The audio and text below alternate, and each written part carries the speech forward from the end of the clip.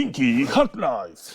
What everyone, in today's episode of Tinki HackLife we're gonna check if we can remove a windscreen chip using a clear coat.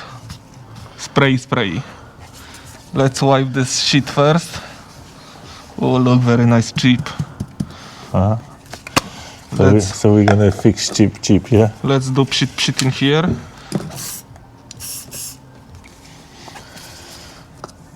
Now we have a brush.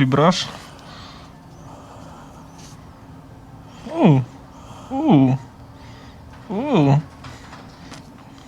It's red. Oh, because the pencil is red as well.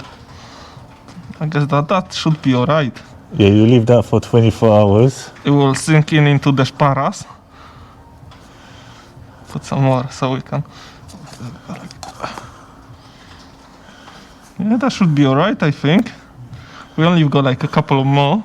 Yeah, only a few.